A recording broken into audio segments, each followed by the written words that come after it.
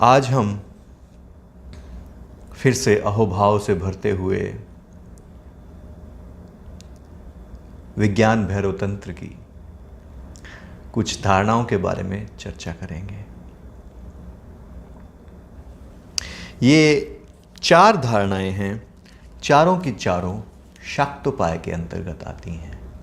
तो अगर आप विज्ञान भैरव तंत्र की इन वीडियोस को फॉलो कर रहे हैं तो आपको पता लगेगा कि 3 उपाय हैं प्रमुखता से: आणवोपाय, शाक्तोपाय, शांभोपाय। शाक्तोपाय अक्सर मानसिक प्रक्रियाओं के द्वारा होता है। तो शाक्तोपाय में हम मन का उपयोग करते हैं। It's a mental method. देखिए, अब कुछ लोग मुझसे कहते हैं कि आप ये शिव, पार्वती, भगवान, इन सब की बात क्यों करते हैं? क्योंकि आप देखेंगे कि मेरे किसी भी वक्तव्य में आपको ये नहीं मिलेगा कि मैं माइथोलॉजी की बात करूं, क्योंकि मैं ये जानता हूं, ये मेरा मानना नहीं है, ये मैं प्रत्यक्ष रूप से जानता हूं कि भारतीय अध्यात्म आंतरिक विज्ञान है।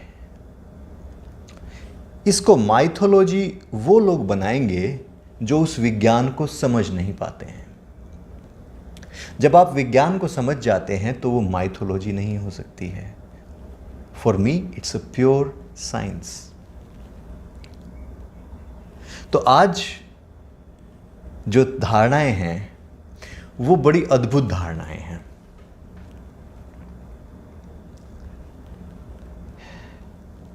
और जो मैं बात कर रहा था कि कुछ लोगों को इससे हो सकता है परेशानी हो कि आप सारी रैशनल बातें करते हैं लेकिन फिर भी आप शिव, देवी, इन शब्दों का क्यों आप वर्णन करते हैं?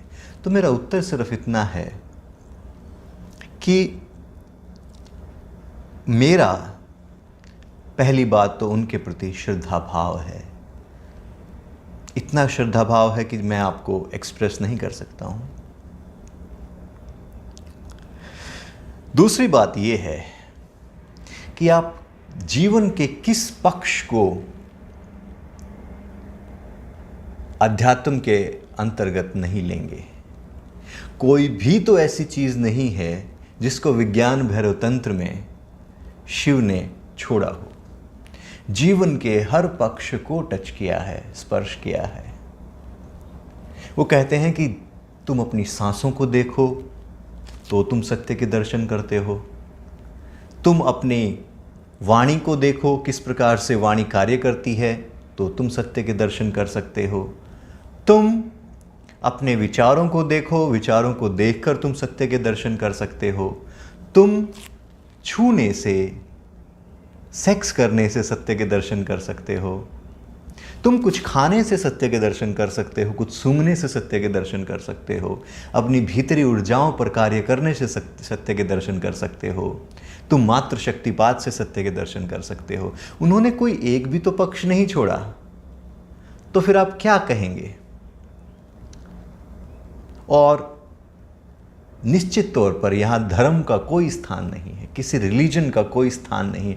रिलीजन तो बहुत बोना है इस विज्ञान के सामने। तो मेरी हाथ जोड़कर आप सभी लोगों से प्रार्थना है, आप किसी भी धर्म से आए हों, आप किसी भी संप्रदाय से आए हों, आप ये समझें कि ये एक विज्ञान है।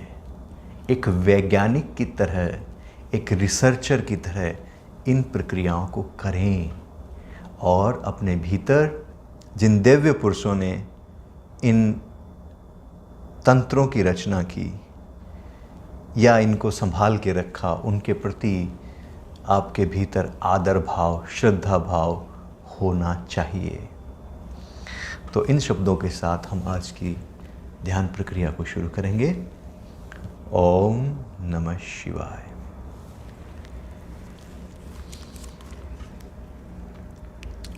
तो ये धारणा नंबर 46 है। आनंदे महति प्राप्ते दृष्टे न बांधवे चिरात्, आनंदम उद्गतम ध्यात्वा तल्लयस्तन्मना भवेत्। इसको एक एक शब्द को देखेंगे। आनंदे महती प्राप्ते,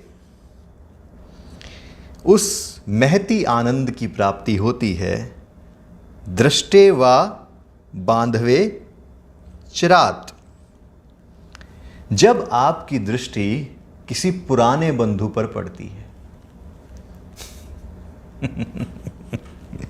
आनंदम उद्गतम ध्यात्वा, तो इसका अर्थ क्या हुआ?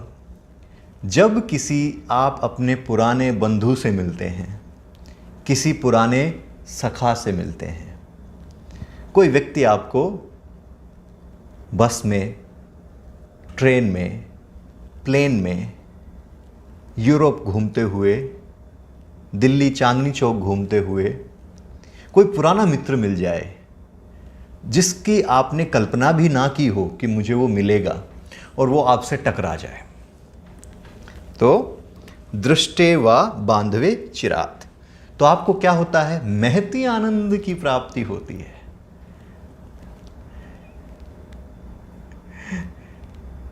आप आनंद से भर जाते हैं।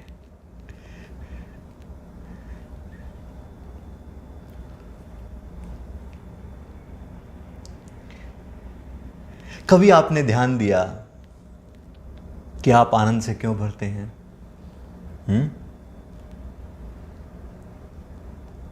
कभी आपने ध्यान दिया ऐसा क्यों होता है? और एक बात और सोचना कि अगर आपको कोई ऐसा पुराना व्यक्ति मिलता है तो आप पूर्णतया निर्विचार हो जाते हैं, कोई विचार नहीं, क्योंकि कुछ ऐसा अनएक्सपेक्टेड हो गया जिसकी आपने कल्पना भी नहीं की थी। अरे, ये व्यक्ति कभी सोचा भी नहीं था सपने में कि मुझे ये मिलेगा यहाँ पे। और कई बार आपने देखा इस प्रकार से जब पुराने मित्र मिलते हैं तो क्या होता है। अभी मैं थोड़े दिन पहले मैं एम्स्टर्डम में था, नीदरलैंड्स में, तो वहाँ पे एक सज्जन मिले, मैं उनको जानता नहीं था। हम एक रेस्टोरेंट पे खाना खा रहे थे, तो उनकी जो रेस्टोरेंट की जो ओनर थी उनसे हमारी बात हो रही थी, और थोड़ी देर के बाद उनके हस्बैंड भी आ गए, उनसे भी हमारी बातचीत शुरू हो गई। उसके बाद हम बातें करने लगे तो उन्होंने पूछा कि आप कहाँ से हैं। मैंने उनको बताया कि मैं यहाँ से हूँ। फिर उन्होंने पूछा कि अच्छा, इस स्टेट में आप कहाँ से हैं। मैंने कहा मैं इस ज़िले से हूँ। उसने फिर पूछा कि इस ज़िले में आप कहाँ से हैं, तो मैंने कहा बचपन में हम इस गांव में रहते थे। और उस व्यक्ति ने कहा कि अरे, मैं तो इस गांव में रहता था। तो हमारे दोनों के गांव जो थे वो तकरीबन 20 किलोमीटर दूर थे, और वहाँ पर उस व्यक्ति ने मुझे आलिंगन कर लिया और इतने आनंद से भर गए। आसपास के लोग हमें देखने लगे कि इनको क्या हो गया, इन लोगों को ये ऐसा बिहेव क्यों कर रहे हैं। हालांकि मैं उनको जानता नहीं था, परंतु ये अनएक्सपेक्टेड था कि मेरे गांव के पास का व्यक्ति मुझे नीदरलैंड्स में मिलेगा। खैर, तो इस प्रकार से जब कोई ऐसा बंधु आपको मिलता है पुराना, तो आप आनंद से भर जाते हैं। आप ये सोचें कि उस समय आपका मस्तिष्क पूर्णतया निर्विचार हो जाता है, क्योंकि कुछ अनएक्सपेक्टेड हुआ है, कुछ बियॉन्ड योर कॉन्सेप्ट हुआ, कुछ बियॉन्ड योर थॉट हुआ। और जब आप विचार के पार चले जाते हैं तो उसका रिजल्ट क्या होता है? आनंद, ब्लिसफुलनेस। क्योंकि मैं बार बार ये आपको बताता हूं कि आपके ब्लिस को, आपके इस आनंद को रोकता है आपका विचार, आपके डोगमास, कॉन्सेप्ट्स जो आपने अपने भीतर बनाए हुए हैं। तो अब यहां पर शिव ये कहते हैं पार्वती से, आनंदम उद्गतम ध्यात्वा, आप आनंद के उद्गम के स्थान को ध्याएं, उसके ऊपर अटेंशन दें कि ये जो एकदम से इतना आनंद आया, ये कहां से आया? शुरू में ये मुश्किल होगा, स्पेशली अगर आप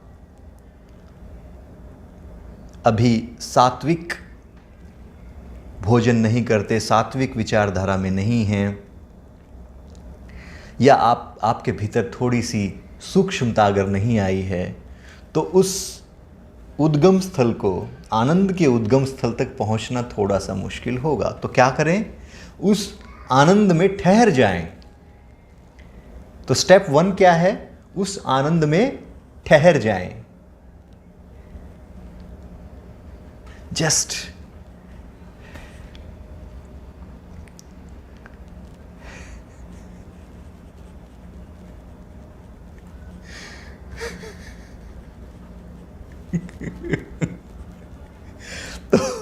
तो इस आनंद में आप ठहर जाएं थोड़ी देर के लिए, और फिर आपको महसूस होगा कि ये आनंद मेरे ही तो भीतर से आया, ये आनंद तो मेरा सहज स्वभाव है। और अपने मन को इस आनंद में तल्लीन कर दें, तो क्या होगा कि आपको उस चैतन्य तक पहुंचने का मार्ग मिल जाएगा। ये कौन सा उपाय है? शाक्त उपाय है। विचार के माध्यम से, मन के माध्यम से। तो देखें क्या छोटी छोटी धारणाएं हैं, आप इनको अपने जीवन में रोज करते हैं।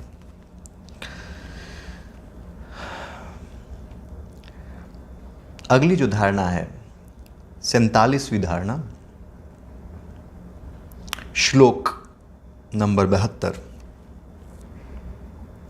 जगधि पानकृत उल्लास रस आनंद विजृंभणात्। तो एक एक शब्द फिर से तोड़ेंगे। जगधि पानकृत उल्लास रस आनंद विजृंभणात्। इसका अर्थ क्या हुआ? जब आप कुछ खाते हैं या पीते हैं, जब कोई खान या पान करते हैं, तो उसके रस में जो आनंद आता है,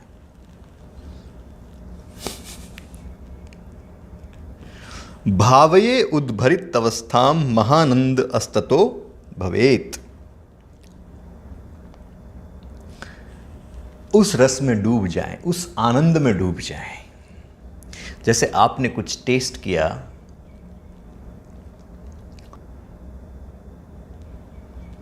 और ज़रा गौर से उस टेस्ट को महसूस करें अपने मुख के भीतर ही।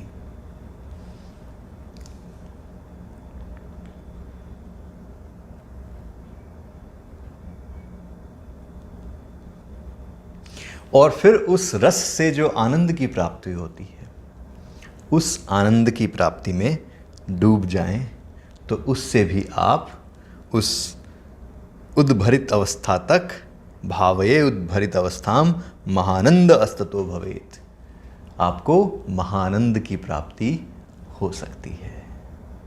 तो टेस्ट से भी आप चैतन्य तक पहुंच सकते हैं, चखने से भी आप चैतन्य तक पहुंच सकते हैं। तो इसके लिए आपको क्या करना चाहिए? अगर प्रैक्टिकली आपको कभी ये धारणा करनी है, तो आप, ऐसा नहीं है कि आप थाली भर के खा जाए, तो मुझे नहीं पता कि उससे आपको आनंद की प्राप्ति होगी या नहीं होगी। आप एक मिठाई का या किसी भी चीज़ का आज शाम को जब आप भोजन करें, एक छोटा सा टुकड़ा उठाएं, मुंह में डालें, और पूरी अटेंशन से, पूरे ध्यान से वो जो रस आपके मुख में आया है,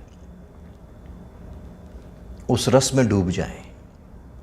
बस उस रस का ध्यान करें।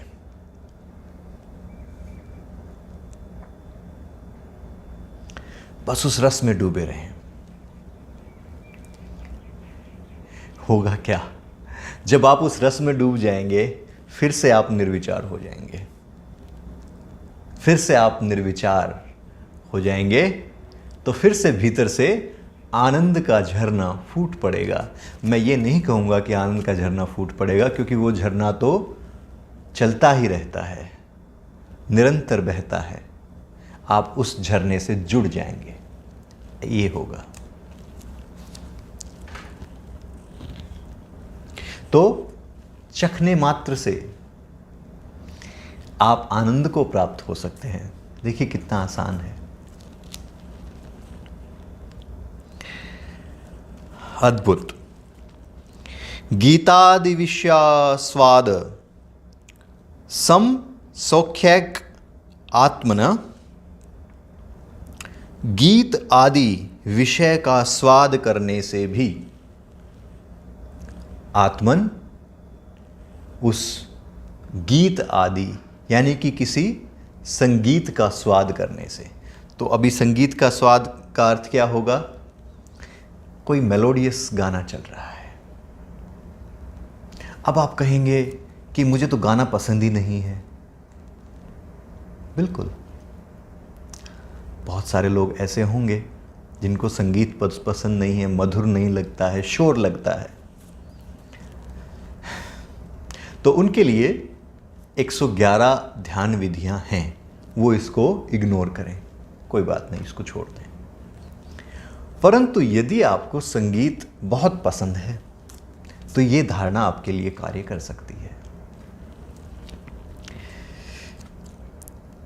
योगिन सत् मनश्यत्वेन मनोरूढ़ेस तदात्मा, जो योगी अपने मन को पूरी तरह से इसमें एब्जॉर्ब कर देता है, जो पूरी तरह से एक गीत के माधुर्य में डूब जाता है, तो मेरे साथ तो ऐसा होता है, बचपन से होता है कि मैं अगर कोई गीत सुन लूं तो मैं अपनी आंखें बंद कर लेता हूं और मैं आंखें बंद करके उस गीत के माधुर्य में डूब जाता हूं। उस मेलोडी का एहसास होता है, उस माधुर्य का एहसास होता है और उसमें हम डूब जाते हैं।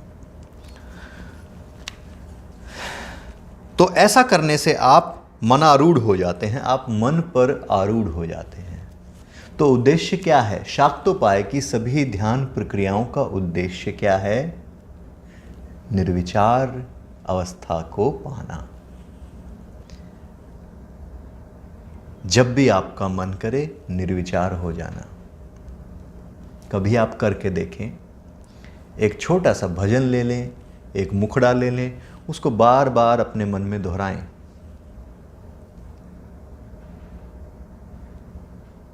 आप निर्विचार अवस्था तक पहुंच जाएंगे। बड़ा आसान है।